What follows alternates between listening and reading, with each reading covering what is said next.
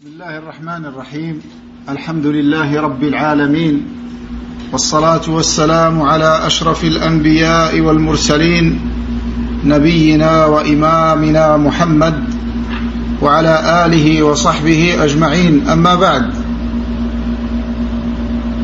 C'est avec grand plaisir que nous poursuivons notre lecture dans le livre de l'unicité, Kitab al-Tawhid, le livre de l'imam revivificateur de la religion de l'islam dans la deuxième moitié du XIIe siècle, Cheikh al-Islam Muhammad ibn Abd al-Wahhab, qu'Allah lui fasse miséricorde, avec le commentaire de l'éminent savant Faisal ibn Abd al-Aziz al-Mubarak, qu'Allah lui fasse miséricorde, ainsi que tous les savants de la Sunna.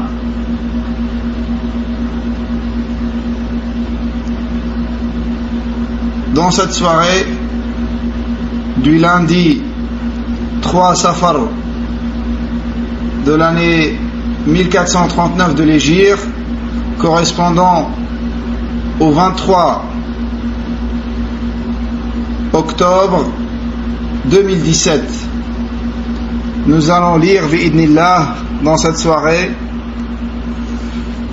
le 15e chapitre de ce livre. Le 15e chapitre de ce livre, sans compter l'introduction, qui est Bab qawlillahi ta'ala hatta idha fuzzi'a an qulubihim qalu madha qala rabbukum qalu al-haqqa wa huwa al-aliyyu al-kabir. Ce chapitre à propos de la parole d'Allah Azza wa Jal, dans le sens approximatif du verset, quand ensuite la frayeur se sera éloignée de leur cœur, ils diront: qu'a dit votre Seigneur? Ils répondront: la vérité, c'est lui le Très-Haut, le Grand.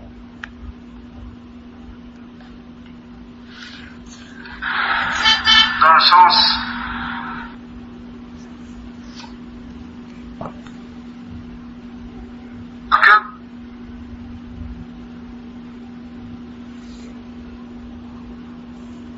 Donc ce chapitre qui vient après le chapitre qui l'a précédé,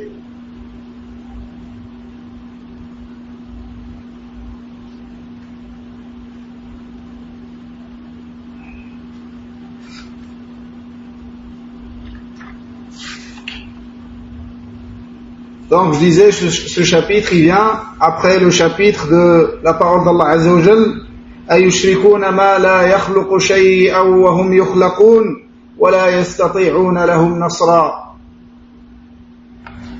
Et donc tous les deux représentent ce chapitre, ainsi que celui qui l'a précédé, représentent des arguments fort sur le devoir de vouer un culte exclusivement à Allah subhanahu wa ta'ala seul, et d'adorer Allah seul et de ne rien lui associer. Car dans le chapitre qui a précédé, on a vu la réfutation de vouer une partie de son adoration à la créature la plus noble parmi les gens de la terre, à savoir notre prophète Muhammad sallallahu alayhi wa sallam. Et donc, on a vu l'impuissance de la créature, quelle que soit cette créature, quand bien même c'est un prophète messager ou un ange proche d'Allah Azza wa Jal.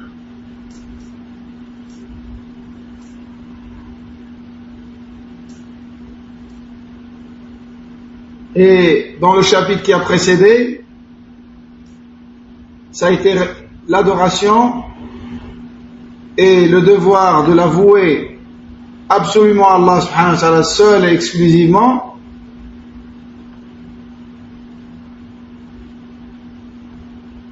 Dans le chapitre qui a précédé, on a vu par rapport aux prophètes que même les prophètes, ils ne méritent pas qu'on leur voue une adoration, telle que l'invocation au sacrifié en leur nom, ou autres parmi les adorations qui doivent être vouées à Allah seul. Et ici, nous allons voir dans ce chapitre la même démonstration par rapport aux anges, les plus immenses et les plus grandes des créatures d'Allah Azzawajal, les créatures du ciel, qui vivent et qui sont dans le ciel de manière générale.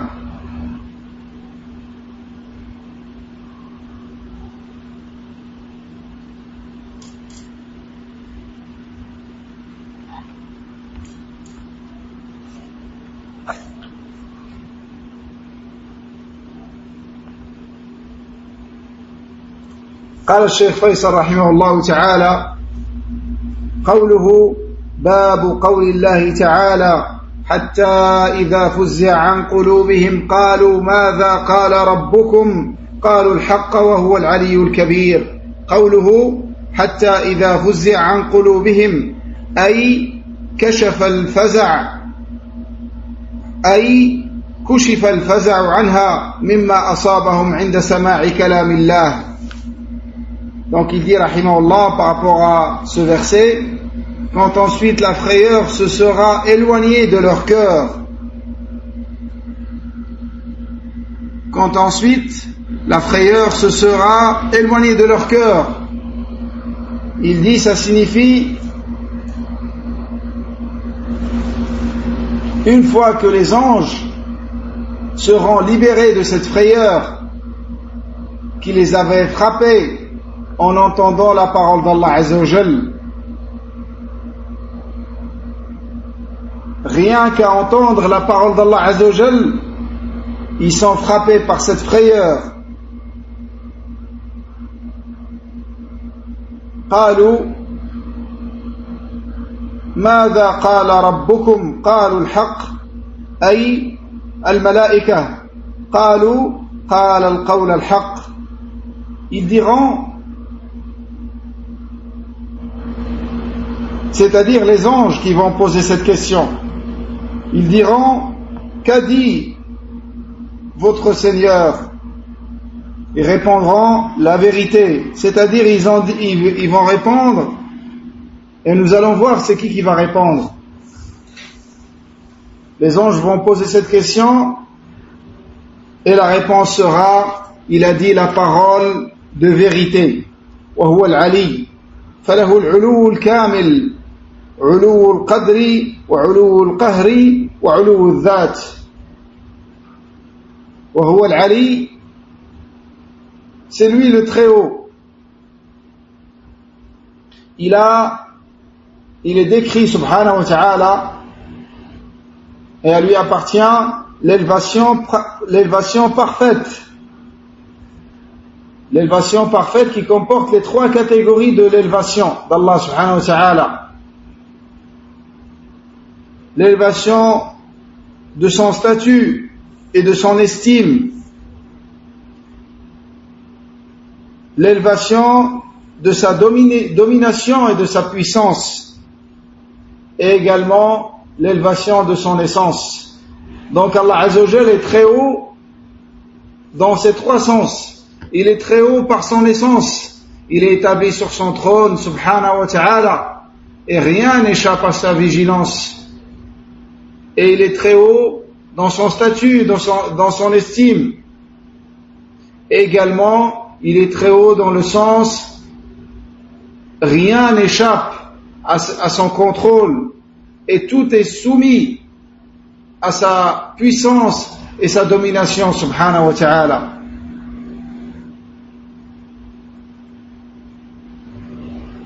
وهو العلي الكبير. الكبير الذي لا أكبر منه سبحانه وتعالى. Et il est le très grand. Le très grand, où rien n'est plus grand que lui, subhanahu wa ta'ala. Rien n'est plus grand qu'Allah subhanahu wa ta'ala parmi ses créatures.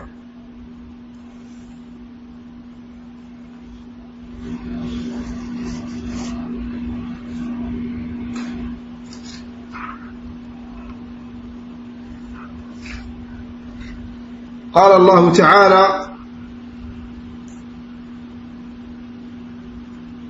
وما قدر الله حق قدره والأرض جميعا قبضته يوم القيامة والسماوات مطويات بيمينه سبحانه وتعالى عما يشركون.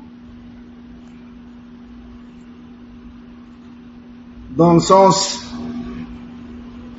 approximatif de ce verset,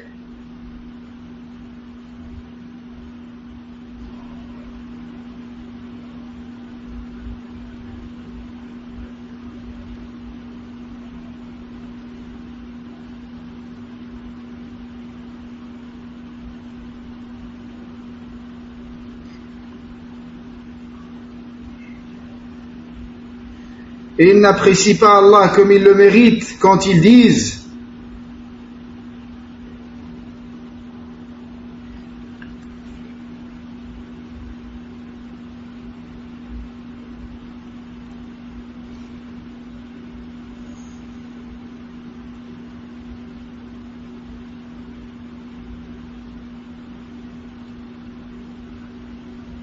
donc dans le sens approximatif de ce verset, ils n'ont pas estimé Allah comme il devrait l'être, alors que jour de la résurrection, il fera de la terre entière une poignée, et les cieux seront pliés dans sa main droite. Gloire à lui, il est au-dessus de ce qu'il lui associe. Il est au-dessus de ce qu'ils associent, de ce qu'il lui associe.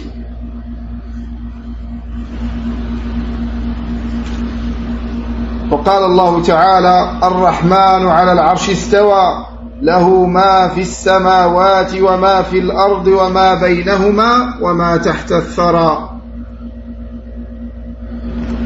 Et dans l'autre verset,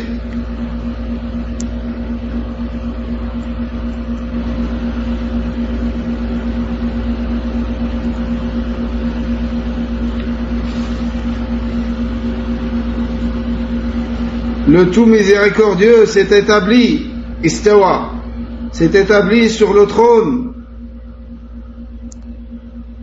À lui appartient ce qui est dans les cieux, sur la terre, ce qui est entre eux et ce qui est sous le sol humide. Et ce qui est sous le sol humide. قيل لعبد الله بن المبارك بما نعرف ربنا قال بأنه على عرشه بائن من خلقه. Ils ont dit à Abdullah ibn al-Mubarak, le grand tabi'i, qu'Allah lui fasse miséricorde, ils lui ont dit, comment pourrait-on connaître notre Seigneur? Il a répondu, il est au-dessus de son trône, distinct de ses créatures. Il est au-dessus de son trône, il est très haut, plus haut que toutes ses créatures, distinct de ses créatures. Subhanahu wa ta'ala. قوله إذا قضى الله الأمر.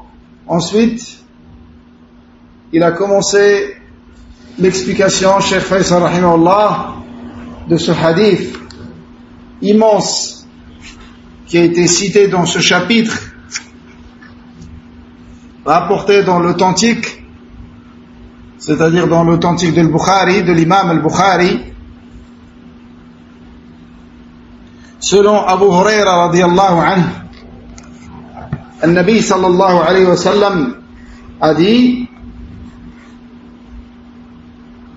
lorsque Allah décrète quelque affaire dans les cieux, les anges battent leurs ailes en signe de soumission à sa parole, qui est semblable à une chaîne traînée sur une roche lisse, et les effraie. Ils disent hatta idha fuzzi'a an qulubihim, dans le sens approximatif, quand ensuite la frayeur se sera éloignée de leur cœur, ils diront, qu'a dit votre Seigneur? Ils répondront, la vérité c'est lui, le très haut, le très grand. puis cette parole est entendue par celui qui écoute discrètement.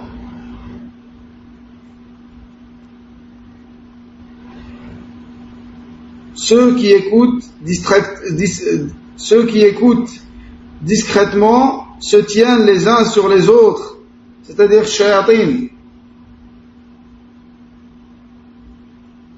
Et Sufyan a décrit comment ils se mettent l'un sur l'autre pour atteindre le premier ciel. Et il a incliné la paume de sa main et il a écarté ses doigts. Il a écarté ses doigts en inclinant la paume de sa main.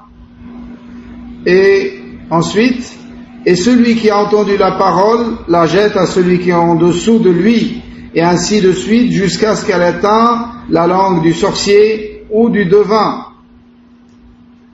Donc chacun la rapporte à celui qui est en dessous de lui jusqu'à ce qu'ils atteignent avec le sorcier ou le devin, sahir ou le kahin. Et il se peut qu'une étoile filante frappe ce dernier, c'est-à-dire celui qui a pris cette parole. Il se peut que l'étoile filante le frappe avant qu'il ne transmette la parole, et il se peut qu'il l'ait transmise avant d'avoir été frappé. Le devin y ajoutera alors sans mensonge. Les gens diront: nous n'avait-il pas dit que tel ou tel jour, telle ou telle chose arrivera-t-elle? Et ainsi les gens croient en lui à cause de la parole qui a été entendue dans les cieux. Il a entendu une parole de vérité, il lui a été rapporté une parole de vérité avec laquelle il mélange sans mensonge. Et c'est avec cette parole de vérité qu'il sera cru sur le reste qui n'est que mensonge. Voilà par rapport à ce hadith. Cheikh Faisal rahimahullah, il dit dans le commentaire: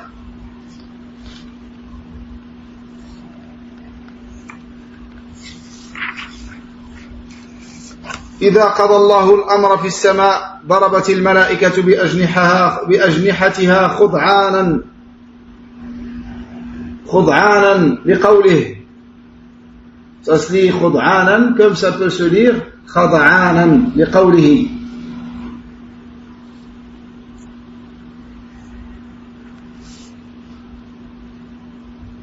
كأنه سلسلة على صفوان ينفذهم ذلك. Donc, le prophète alayhi salam nous a dit que lorsque Allah Azza wa Jal il décrète une affaire dans les cieux, les anges battent leurs ailes en signe de soumission à sa parole, qui est semblable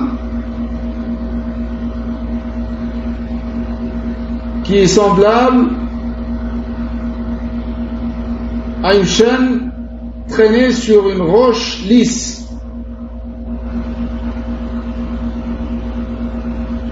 Cheikh Faisal rahimahullah dit: أي إذا تكلم الله بالأمر الذي يوحيه إلى جبريل ضربت الملائكة بأجنحتها خضعانا أي خاضعين لقوله.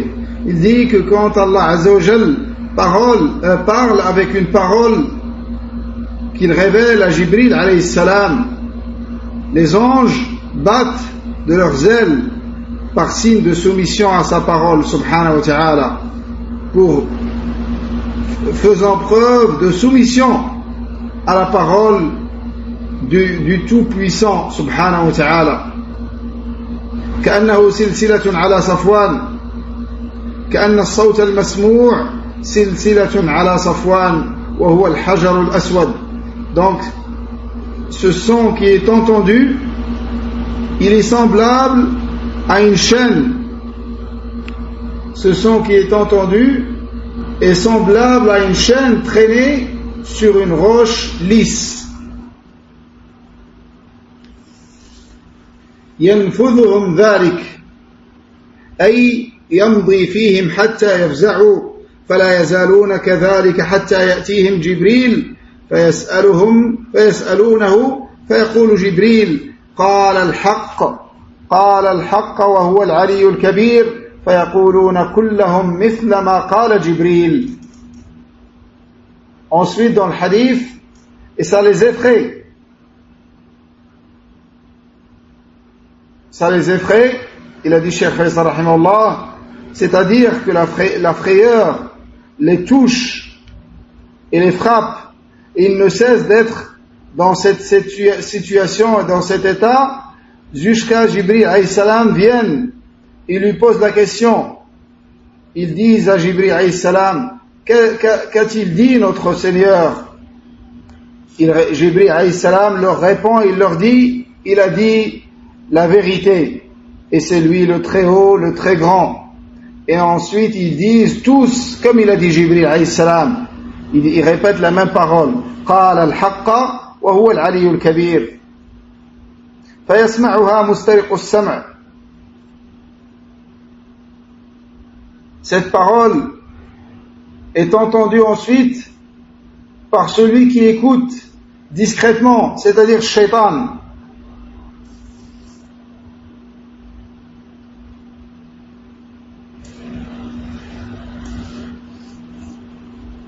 Cheikh Faisal rahimahullah a dit Ay yasma'u al-kalimata allati qadaha Allah.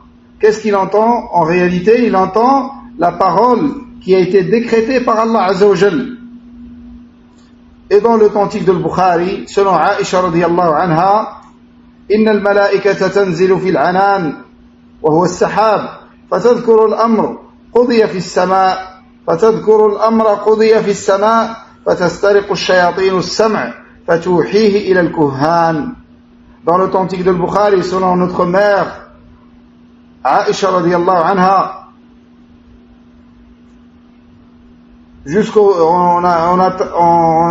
en atteignant le prophète alayhi salam avec ce hadith, elle a dit Inna al-malaikata tanzilu fil anan. Les anges descendent dans les nuages. Al-anan, c'est sahab, c'est les nuages.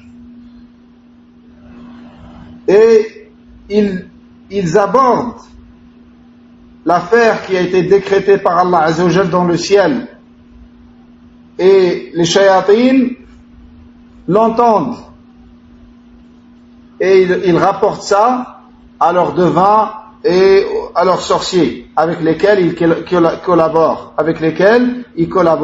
Donc ça a été rapporté dans le cantique de l'imam al-Bukhari selon Aisha radiyallahu anha.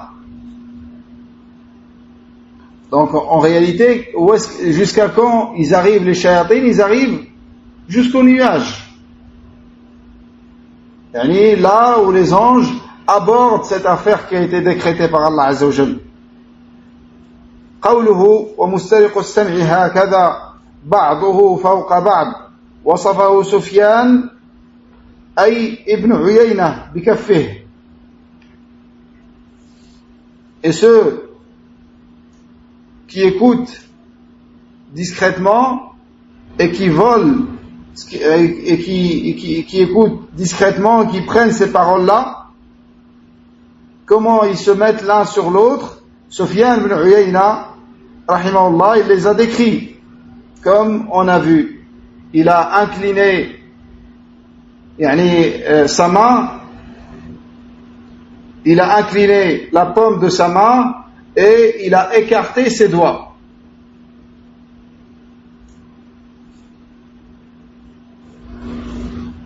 فحرفها وبدد بين أصابعه فيسمع الكلمة فيلقيها إلى من تحته ثم يلقيها الآخر إلى من تحته حتى يلقيها على لسان الساحر أو الكاهن. Et donc celui qui écoute et qui entend cette parole, qu'est-ce qu'il fait? Il la rapporte à celui qui est en dessous de lui et l'autre, ainsi de suite, jusqu'à ce que cette parole arrive au sorcier ou au devin.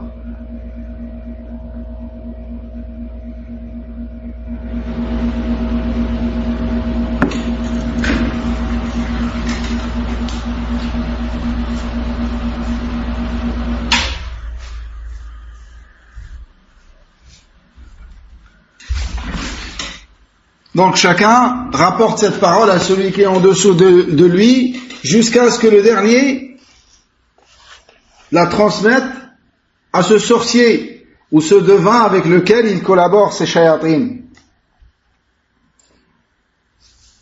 فَرُبَّمَا أَدْرَكَهُ الشِّهَابِ.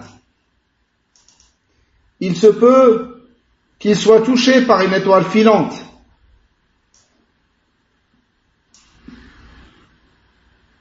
أي النجم قبل أن يلقيها وربما ألقاها قبل أن يدركه فيكذب معها 100 كذبة أي الكاهن أو الساحر.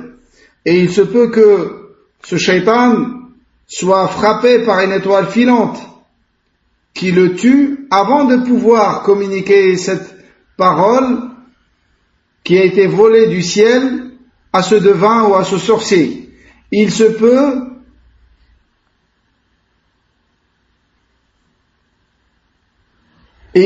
qu'il arrive à la transmettre avant d'être touché par cette étoile filante. Il se peut qu'il parvienne à la transmettre avant d'être touché par l'étoile filante. Et quand cette parole arrive à ce devin ou ce sorcier, qu'est-ce qu'il fait? Il ajoute à cette parole de vérité qui a été entendue du ciel, il ajoute sans mensonge. فيقال أليس قد قال لنا يوم كذا وكذا كذا وكذا فيصدق بتلك الكلمة التي سمعت من السماء. قال المصنف رحمه الله وفيه قبول النفوس للباطل كيف يتعلقون بواحدة ولا يعتبرون ب100. Et quand ce devin il ajoute sans mensonge, les gens le croient. Et qu'est-ce qu'ils disent? Ils disent tel jour nous a-t-il pas dit telle chose et telle chose, c'est-à-dire il s'est avéré que c'était vrai et ça s'est produit comme il nous a dit, et c'est de cette manière qu'ils vont le croire dans le reste qui est mensonge à cause de cette parole de vérité qui a été entendue du ciel. L'auteur a dit, c'est-à-dire l'imam Muhammad ibn Abdul Wahhab dans le Masail, il a dit وفيه قبول النفوس للباطل كيف يتعلقون بواحدة ولا يعتبرون ب100. Et il y a dans ce hadith, parmi les leçons tirées, à quel point les âmes acceptent le faux et comment ils s'attachent à une parole, à une seule chose de vérité, et ils ne tiennent pas compte de 100 mensonges qui lui ont été ajoutés. قوله وعن النواس بن سمعان هذا الحديث رواه ابن أبي حاتم.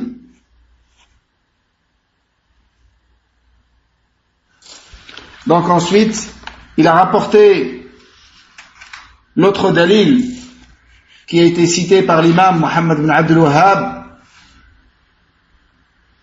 le dernier dalil dans ce chapitre, selon An-Nawas ibn Sam'an radiyallahu anhu, le grand compagnon. On peut dire Nawas ibn Sam'an comme on peut dire Nawas ibn Sim'an. Les deux sont justes, comme disent les hommes de science. Il a dit radiyallahu anhu,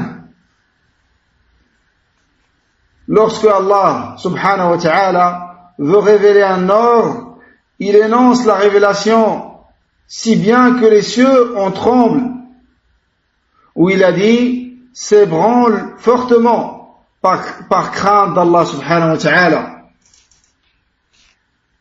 Et lorsque les habitants des cieux l'entendent, c'est-à-dire les anges, ils tombent inconscients ou tombent prosternés. Le premier d'entre eux à relever sa tête, c'est Jibril alayhi salam, à qui Allah azza wa jal prononce ce qu'il veut lui révéler. Puis Jibril alayhi salam, il passe à côté des autres anges des cieux, et dans chaque ciel, les anges, les occupants, lui demandent: ô Jibril, qu'a dit notre Seigneur? Jibril alayhi salam dit: il a dit la vérité, et c'est lui le très haut, le très grand. Il répète les autres anges, ils répètent alors tous ce qu'il dit jusqu'à ce qu'il arrive à l'endroit où Allah Azza wa Jalla lui a ordonné de transmettre la révélation. Cheikh Faisal rahimahullah dit, ce hadith a été rapporté par Ibn Abi Hatim. Ça a été rapporté par Ibn Abi Hatim, ça a été rapporté également par Ibn Kathir dans son tafsir, ça a été rapporté par Ibn Khuzayma rahimahullah dans Kitab Tawhid, et Ibn Abi Asim dans Kitab Sunnah, et Al-Ajurri dans Sharia.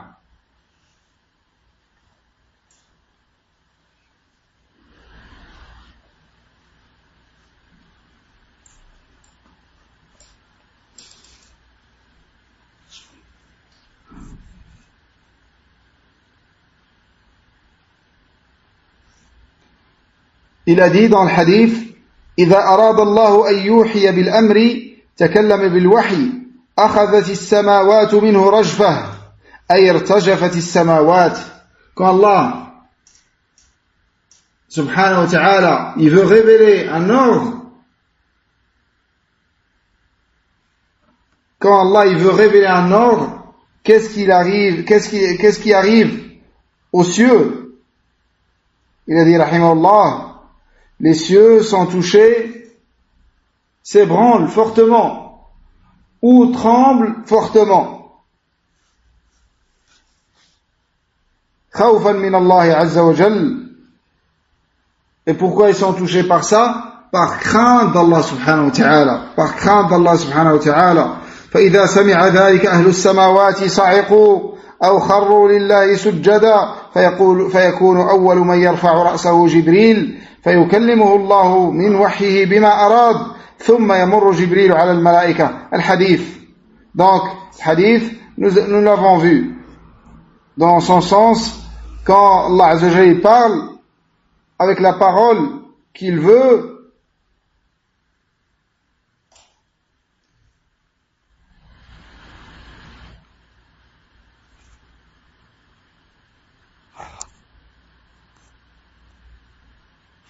quand Allah subhanahu wa ta'ala parle avec la parole qu'il veut, les anges sont foudroyés. Les anges tombent inconsciemment ou tombent prosternés. Et le premier d'entre eux à relever la tête, c'est Jibril alayhi salam. C'est Jibril alayhi salam. Et ça montre le mérite de Jibril alayhi salam parmi les autres anges. وفيه فضيلة جبريل عليه السلام. Il y a en cela le mérite de Jibril alayhi salam. وعن ابن مسعود رضي الله عنه قال رأى رسول الله صلى الله عليه وسلم جبريل في صورته وله 600 جناح كل جناح منها قد سد الأفق يسقط من جناحه. Donc ceux qui ont le livre, il a été marqué يسقط.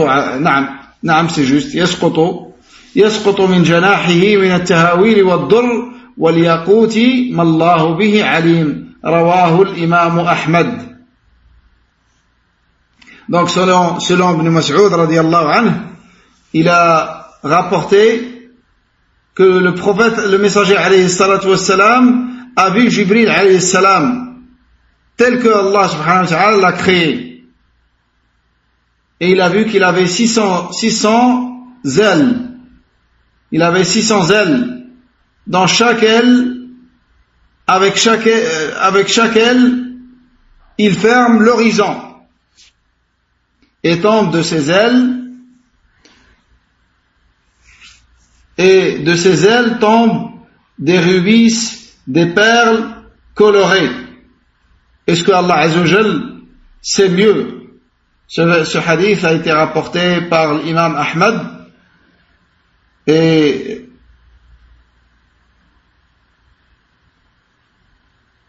ça a été jugé comme étant faible. La chaîne de transmission de ce hadith est faible. Mais certaines choses qui sont citées dans ce hadith ont été rapportées dans des hadiths authentiques, tels que Jibril alayhi salam, Nabi alayhi salam l'a vu, tel que Allah azza wa jalla l'a créé 2 fois. Également le fait que Jibril alayhi salam ait 600 ailes.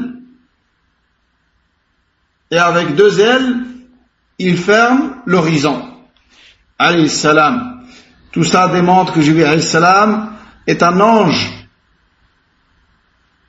grand dans sa création, tel qu'Allah azza wa jalla l'a créé, et que c'est un ange qui a une place et un statut élevé auprès d'Allah subhanahu wa ta'ala. Et malgré ça, vous avez vu, quand Allah il parle avec une parole, Jibril alayhi salam tombe inconsciemment. Il tombe prosterné par crainte d'Allah subhanahu wa ta'ala. Il craint Allah. Donc comment on peut l'invoquer ou l'adorer en dehors d'Allah subhanahu wa ta'ala, lui ou n'importe quel autre ange? Et dans le chapitre qui a précédé, comme je l'ai répété au début, nous avons vu que même les prophètes ne méritent pas l'adoration, et même le meilleur d'entre eux qui est Muhammad sallallahu alayhi wa sallam. Donc si l'élite de la création d'Allah ne mérite rien dans l'adoration, et que l'adoration c'est le droit d'Allah seul subhanahu wa ta'ala, alors que dire de ceux qui adorent, ceux qui sont inférieurs dans le statut à ces créatures d'Allah, à savoir ses anges et ses prophètes? Sans aucun doute, ceci est un égarement. Ceci est un égarement, qu'Allah nous en préserve. Voilà mes frères, par rapport à ce chapitre, qui est un chapitre très important, dans lequel on voit l'impuissance de toutes les créatures, même les créatures les plus fortes parmi elles sont impuissantes devant Allah subhanahu wa ta'ala. Et ceci nous dit de manière claire et évidente que l'adoration, c'est le droit d'Allah seul. Et personne ni rien ne doit être adoré en dehors d'Allah subhanahu wa ta'ala. Voilà pour ce chapitre. Je demande à Allah azza wa jalla de nous accorder à tous la science bénéfique et profitable, de nous faciliter les œuvres pieuses et acceptables, et de nous accepter parmi ses serviteurs sincères et véridiques, et de nous faciliter le bien partout où qu'on soit, et qu'Allah azza wa jalla fasse de nous des clés du bien et des fermetures pour le mal, et qu'on soit toujours dans ce que Allah aime et agrée. Wallahu a'lam. Subhanakallahumma wa bihamdik, ashhadu an la ilaha illa ant, astaghfiruka wa atubu ilayk. Wassalamu alaykum wa rahmatullahi wa barakatuh.